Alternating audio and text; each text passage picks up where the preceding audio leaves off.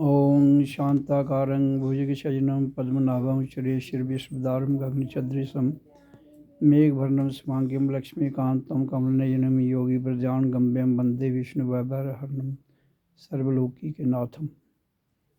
ओम त्र्यंबकं यजामहे सुगन्धिं पुष्टिवर्धनम् उर्वारुकमिव बन्धनान् मृत्योर्मोक्षीयमामृतात्। ओम ओम ओम ओम ओम ओम। तो जीवन हमें जो मिला है, जीवन अगर हमें जब तक भी मिला है, अगर जीने की कला ना आई तो जीवन तो चला जाएगा, रुकेगा नहीं, क्योंकि समय तो कभी रुकता नहीं है। तो उसी समय की धारा में जीवन मिला है। अगर हम समय की धारा में जीवन को ना जान पाए तो एक पशु और एक इंसान में कोई अंतर नहीं है। मैंने पहले भी बहुत बार वाणी में बताया है, आज फिर बता रहा हूँ। आप संसार में जितने मर्जी उत्सव मनाइए, कोई मनाही नहीं है। जैसे विवाह, शादियाँ, जन्मदिवस, मैरिज एनिवर्सरी बहुत हैं, लेकिन मैं कहता हूँ जो भी करना है जाग कर करिए। जाग कर, अगर जागे बिना कोई कार्य करते हैं तो उस कार्य का जो असर है, प्रभाव जो है, वो जिस दिशा में जाना चाहिए वो जाता नहीं है। क्यों नहीं जाता है? क्योंकि जो भी कार्य हम जाकर नहीं करते हैं तो हमें अपने जीवन के बारे में कुछ भी अवगत नहीं होता है, हमें कुछ जानकारी नहीं मिलती है। तो फिर हम क्या करते हैं, पदार्थ तक सीमित हो जाते हैं। पदार्थ क्या हो गया? भौतिकता स्तर पर, भौतिक स्तर पर जितनी भी मायावी शक्तियां हैं, कुछ स्थूल में है, कुछ सूक्ष्म में है। स्थूल में तो हम दो आंखों से देख सकते हैं, कानों से सुन सकते हैं और जीभ से स्वाद लगा सकते हैं। लेकिन कुछ अदृश्य शक्ति है जो दिखती नहीं है, उसको देखने के लिए हमें मायावी शक्तियों में रहते हुए इनसे परे जाना है। क्योंकि जो चीज़ जहाँ पर है उसको वहाँ ही देखा जाएगा और वहाँ ही दिखेगी। तो इसलिए कोई भी चीज़ संसार में अगर आपने जाननी है तो उसके लिए मैं कहता हूँ दो ही मंत्र हैं, ओम का उच्चारण और प्राण वायु। दुनिया का कोई भी कार्य करने के लिए जिस तरह आप अपनी प्राण वायु को रोकने की क्षमता आ जाती है तो आप संसार का कोई भी कार्य सिद्ध कर सकते हैं और शुद्ध कर सकते हैं। संसार का जो तरीका शुद्ध करने का है वो बाहरी सिस्टम में सारा है, जबकि बाहरी सिस्टम बाहरी रहता है और आंतरिक जो जीवन आंतरिक अवस्था में उसका समझ ही नहीं आती है। लेकिन जब समझ नहीं आती है तो फिर हमें कौन सी शक्तियां घेर लेती हैं? जैसे मैंने बताया आपको, दिन में सत्संग कर रहा था तो एक आदमी की बुद्धि का स्तर कितना है वो उतना ही बताएगा और दूसरे की बुद्धि का स्तर कितना है वो उतना ही बताएगा। लेकिन जीवन को जीने के लिए बुद्धि के स्तर से आगे जाना पड़ेगा। जीवन को जीने के लिए वहाँ ना तो बुद्धि काम करेगी, ना मन करेगा, ना इंद्रियां करेगी, ना आपके विषय करेंगे। तो इसलिए कोई भी दुनिया का आप उत्सव मनाइए, कोई मनाही नहीं है। लेकिन जिस ढंग से संसार उत्सव मनाता है, माया स्तर पर तो ये सब कुछ भुगत जाता है, लेकिन जिसके लिए हमें जीवन मिला है उस स्तर पर तो हम जाते नहीं हैं। तो इसलिए हर सत्संगी का ये कर्तव्य बनता है, जो मेरे पास आता है। जो नहीं आता है उसकी तो मैं चर्चा नहीं करूँगा, लेकिन जो आते हैं उनको कोई भी कार्य करना हो तो वो कभी भी गुरु के बिना नहीं करना चाहिए। ये नहीं मैं कह रहा हूँ कि कोई मेरे अंडर रह के कार्य करे, ऐसा कुछ नहीं है। मैं कहता हूँ केवल जानो अपने आप को, और जानने के लिए हमें 2 ही मूल मंत्र मिले हैं, उनको कीजिए। जैसे धीरे धीरे धीरे धीरे आप करते जाएंगे तो उसके अभ्यास के द्वारा आपके अंदर एक बदलाव आएगा। क्योंकि ऐसे तो जो संसार में आपको सिखाया गया है, तो जो सीखा हुआ है उसने भी किसी से सीखा हुआ है, उसने भी किसी से सीखा हुआ है। तो ये सीख कर जो बातें आती हैं उसमें सब सच नहीं होता है। इसलिए जब तक हम खुद अपने भीतर झांकी लगाकर अपने आप को नहीं जानेंगे, तब तक सच की समझ नहीं आएगी। क्यों नहीं आएगी? क्योंकि इंसान के अंदर इतना, संसार का जो जितना भी सिस्टम है उसका इतना जाल बुना हुआ है, वो जाल इतनी आसानी से कटता नहीं है। जब जाल ही नहीं कटेगा तो फिर आप तो कैसे निकलेंगे? उस जाल से नहीं निकल पाएंगे ना। तो हमारे अंदर जाल किन किन किन किन बातों का है? विचारों का, सोच का, मन का, बुद्धि का, इंद्रियों का, विषयों का। इस हमारा ये देह रूपी मंदिर है, देवालय है, इसके भीतर सारा सिस्टम रखा है। तो जब इसके अंदर सारा सिस्टम रखा गया है तो फिर बाहरी रूप में जिनको आप मनाते हो उनका तो कोई सरोकार ही नहीं है।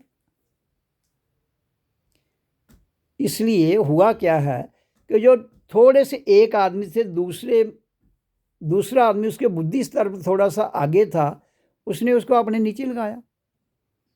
जैसे माँ बाप के घर बच्चा होता है, जैसे ही वो थोड़ा सा बड़ा होता है, बोलना शुरू करता है, तो माँ बाप उसको अपने इशारों पर चलाते हैं। जो उन्होंने सीखा होगा उससे ज़्यादा कुछ नहीं करेंगे। वो जो उन्होंने सीखा होगा उसी आधार पर वो बच्चे को चलाएंगे। तो अगर आप अपने आप को नहीं जानना है तो बच्चों को चलाएंगे तो बच्चे तो वही सीखेंगे जो आपने सीखा है। और जब वो वही सीखेंगे तो दुनिया की जो ज़्यादातर जनता है वो उसी रीति रिवाज में फंसी हुई है। जैसे हिंदू को अपना रीति रिवाज है, मुसलमानों का अपना है, सिखों का अपना है, ईसाइयों का अपना है, लेकिन परमात्मा तो एक है। वो एक शक्ति है जो परमात्मा, वो तो एक है, लेकिन यहाँ तो अलग अलग धंधे हैं। इसलिए परमात्मा को इन आपके धंधों से, आपके क्रियाकर्म से कुछ लेना देना नहीं है। इसकी समझ तभी आएगी जब आप जागोगे, और जब आप जागोगे तो जाग कर कोई भी कार्य करोगे वो कार्य भी सफल रहता है, और फिर आपको समझ भी आ जाती है। खाना तो रोज़ खाते हैं हम, फंक्शनों में लोग भी खाना ही खाते हैं। उस दिन कोई स्पेशल 4 वैरायटी बना देते होंगे लोग, तो उस और उस खाने में तो अंतर कोई नहीं है। अब सबसे बड़ी बात यह है कि जो हम भोजन या जो भी चीज़ खाते हैं उनको पचाने के लिए आपके पास ताकत नहीं है। सबसे मुश्किल क्या है? अन्न का दान पचाना।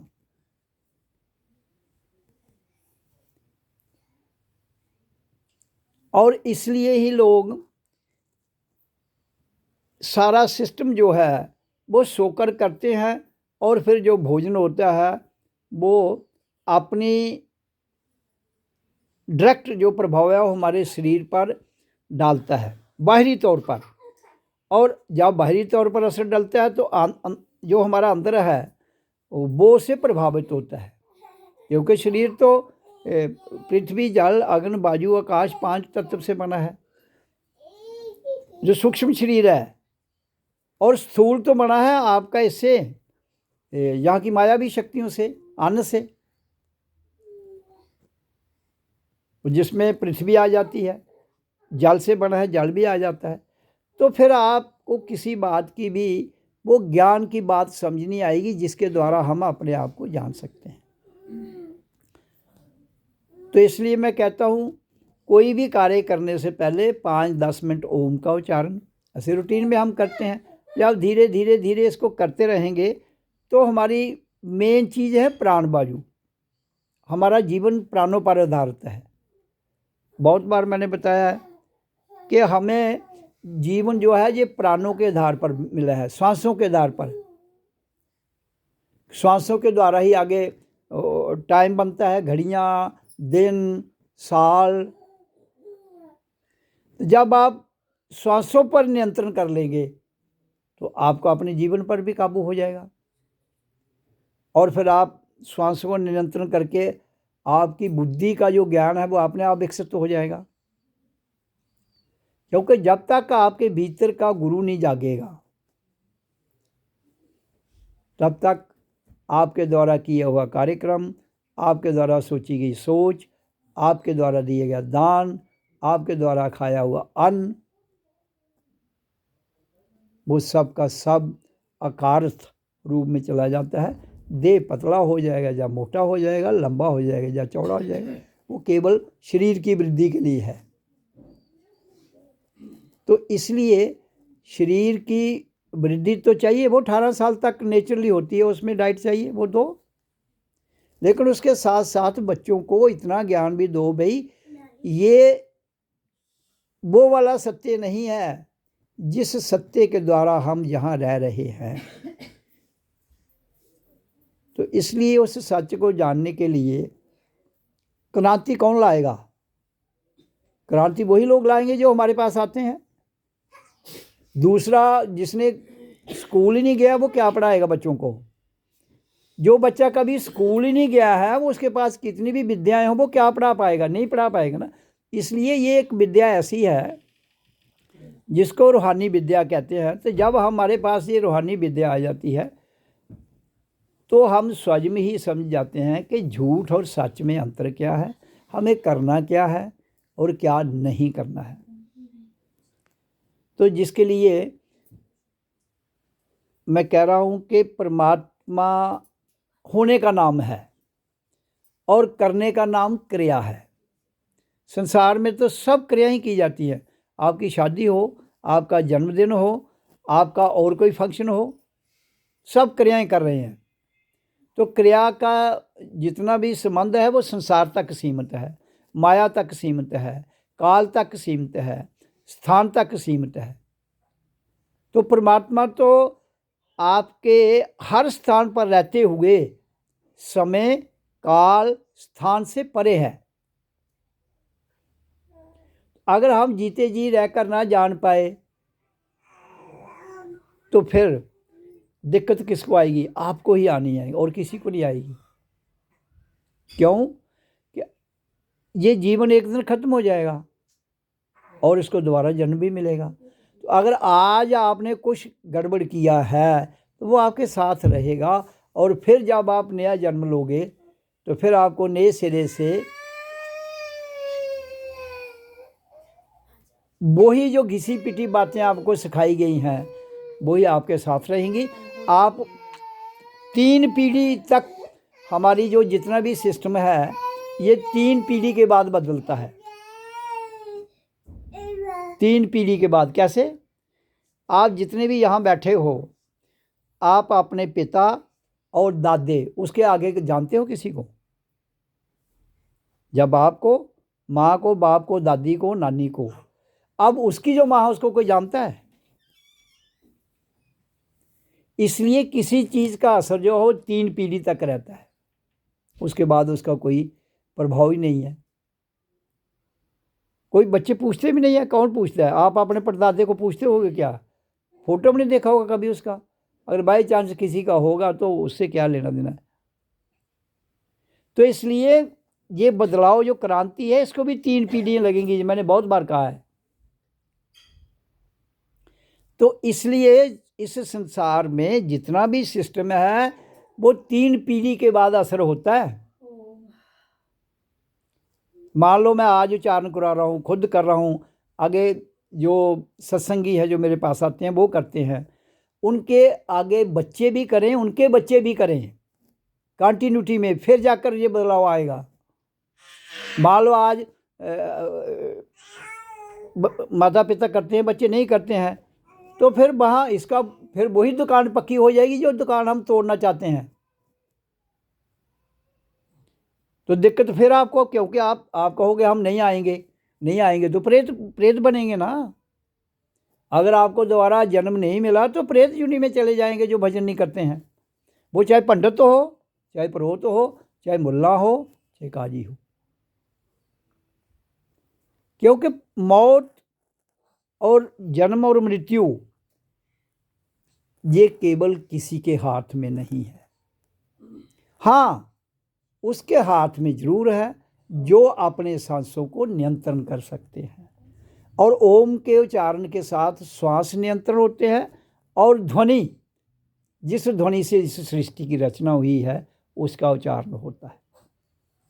और जब इन दोनों का संबंध पूरे विश्व से है, इसलिए उसके बिना और जितने भी मंत्र बनाए गए हैं वो बाद के हैं। संसार में जितने भी मंत्र हैं वो इसके बाद के हैं। जितनी भी ये जीने की कला हैं वो भौतिक स्तर पर हैं।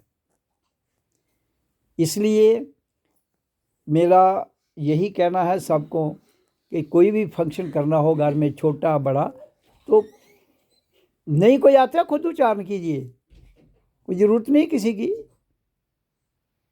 खुद परिवार बैठ के उच्चारण करे, उच्चारण करके उसके बाद शांत बैठे तो जो प्रसाद बनाया खुद भी खाए। तो इस दुनिया का सिस्टम तभी बदल सकता है। उसके लिए क्रांति अगर नहीं लाओगे, जैसे हम कहते हैं कोई बात नहीं सुनता है, कौन किसकी सुनता है? ऐसा जो बच्चे माँ बाप ने पैदा किए वो नहीं सुनते हैं, जब वो बड़े हो जाते कौन सुनता है किसी की? तो इसलिए जिनको तुमने सब कुछ दिया वो नहीं सुनते हैं। ये तो एक परोपकारी काम है जिससे सब विश्व का भला होगा, संसार का भला होगा। तो अगर आप संसार का भला करने के लिए अपना योगदान देते हो तो वही आपका पुण्य है। और पुण्य क्या है? तो इसलिए मेरा कहने का भाव यही है कि आप अपने जीवन को कोई काम कीजिए, 5 मिनट जरूर उच्चारण कीजिए। उसके बाद आप राम जपिए, कृष्ण जपिए, उससे कोई मुझे सरोकार नहीं। जब तक आप स्वयं को नहीं जानेंगे, जब तक आप खुद को नहीं जानेंगे, तो जीवन, बच्चे जो हैं या आने वाली जो जनरेशन है, क्योंकि हम ही तो आ रहे हैं टर्न में। आप अपने परिवार में, मैक्सिमम लोग अपने परिवार में जन्म लेते हैं जो भजन नहीं करते हैं, क्योंकि उनकी अटैचमेंट रहती है, मोह रहता है। आज अगर वो पिता है, कल हो सकता है पोतरे से आगे ले, बेटा भी बन सकता है, पोतरा भी बन सकता है। इसलिए ये साइकिल ज़्यादातर आदमी को यहाँ मोह होगा वहाँ ही सारा सिस्टम चलता है। इसलिए मोह से निकलने के लिए आपको अपने आप के जो काम है, वासना है, क्रोध है, लोभ है, उन पर कंट्रोल कैसे होगा? भजन के द्वारा। तो इसलिए भजन करना चाहिए। इससे आगे और कोई ताकत नहीं है जो हमने करनी है।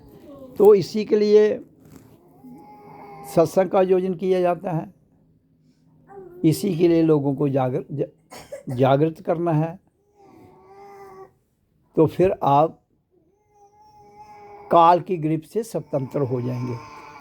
मुक्ति का अर्थ ये नहीं है कि आपको दोबारा नहीं आना, यहाँ आना पड़ेगा। मुक्ति वो नहीं है कि आपको दोबारा आना नहीं है, वो कोई मुक्ति नहीं है, आना है। इस धरती, स्वर्ग और नरक ये धरती पर ही है और कहीं नहीं है। आगे जो ये बताते हैं उधर यात्रा करो, इतने साल लगते हैं ऊपर जाने में, ये लोगों को डराकर, उनको बहम में डालकर ये सारे सिस्टम चलाए जाते हैं ताकि डर के मारे आदमी हमारे पास आए, हमारा स्वार्थ सिद्ध हो जाए। वो नहीं है। जो परोपकारी काम होता है उसमें कोई स्वार्थ की बात नहीं होती है, वो शांत भाव में ही सब कुछ किया जाता है। इसलिए जीवन के रहते हुए भजन जरूर कीजिए। रात को, दिन को नहीं समय मिलता है, रात तो होती है, कितनी लंबी रात है, सारी रात सो कर कहाँ खत्म होती है। 1 घंटा रोज करो, कुछ पैसा तो नहीं लगता है, मूल्य भी नहीं लगता है, सिर्फ समय तो देना पड़ेगा। तो 1 घंटा समय रेगुलर दो, जीवन बदलता है, ट्रांसफॉर्मेशन हो जाती है और आपको जीने की कला आ जाएगी। अगर आपके ये एरिया में आश्रम बना है तो मैं कहता हूँ ये बहुत बड़ी उपलब्धि है इस इलाके की, लेकिन समझ नहीं आता लोगों को, तो उसके लिए प्रयास करना चाहिए। कई बार क्या होता है कि 10 बार बताने से समझ आ जाती है किसी को 1 बार समझाने से, किसी को 100 बार समझाने से, क्योंकि जिस रूढ़िवादिता में हम फंसे हुए हैं, कोई भी जो जिस को मानता है उसमें फंसे, वो उसको छोड़कर राजी नहीं है। जैसे ये देवताओं की बात करते हैं, कुल देवता, भाई कुल देवता परमात्मा से ऊपर कौन है बताओ मेरे को। सबसे बड़ा कुल देवता तो वही है, लेकिन आप उनको देवता बना के बैठे हो जो शरीर छोड़ चुके हैं। अगर जो शरीर छोड़ चुके हैं उनको देवता बनाओगे, वो तो देह है ही नहीं, वो आपके देह को यूज करेंगे, आपको डांस कराएंगे, चंद दिन के लिए तो आपको आराम मिल जाएगा, लेकिन आप अपने आप को भी खराब करोगे, आने वाली जनरेशन को भी खराब करोगे। इसलिए ये जितने भी छोटे छोटे भ्रमित कार्य हैं वो मत करो। तो इसलिए दुनिया के जितने भी देवी देवता हैं वो मनुष्य जीवन के लिए तरस रहे हैं, तो जो खुद तरस रहे हैं वो तुम्हारा कैसे भला करेंगे मुझे बताइए। हाँ, देवता सूर्य है, चंद्रमा है, पृथ्वी है। सूर्य कुछ मांगता है कि आपसे, चंद्रमा कुछ मांगता है, पृथ्वी भी नहीं मांगती है। हाँ, पृथ्वी में एक दाना लगाओ वो आपको उपज देगी, लेकिन आपके देवता जितने भी ये हैं जो तंग करते हैं आपको, आप बीमार हो जाते हैं, फिर आप उनको मनाते हैं जाकर। वो कैसे देवता हुए मेरे को बताइए ना, जो आपको तंग करते हैं। वो देवते हुए कि दुश्मन हुए आपके। तो इसलिए जीवन जीने की कला उनको तो आ जाए जो भजन कर रहे हैं, बाकियों को तो चलो वो तो डूबे हुए हैं, वो तो कम से कम अपने आप को एक दूसरों की बातों में मत आए, तभी जीवन सुधरेगा, तभी क्रांति आएगी, तभी ये जो पुरानी बनाई हुई दुकानें हैं उसी जगह नई दुकान चलाने के लिए थोड़ी मेहनत करनी पड़ती है, लेकिन ऐसा कौन कर सकता है, वो ही मेरे साथ चल सकता है। मेरे साथ चलने के लिए आपको क्रांति लानी है, क्रांति के लिए योगदान देना पड़ेगा। समय क्रांति का अर्थ है कि आपका भला, आपके बच्चों का भला, आपके आने वाली जनरेशन का भला, और जो आपके कुल देवता बने के बैठे हुए हैं, भड़क रहे हैं, उनका भी भला। आप उनके द्वारा भला कैसे कराओगे? जब आप मान्यता के रूप में मानोगे थोड़ा बहुत थोड़े दिन के लिए फ़ायदा हो जाएगा। हालांकि बड़े लोग कहते हैं ये आपको देवता है चमका हुआ है, ये आपका कुल देवता, आपके फलानी दे, भाई भजन करो सब ठीक हो जाता है, भजन करो सब ठीक हो जाता है, लेकिन भजन सबको करना है। ये नहीं कि घर में एक करें बाकी करेंगी ना, तो फिर तो काम नहीं चलता है। ये परस्पर जो हमारा परिवार का संबंध है उसमें रहकर सबको करना है, तब जाकर बदलाव आता है। ओम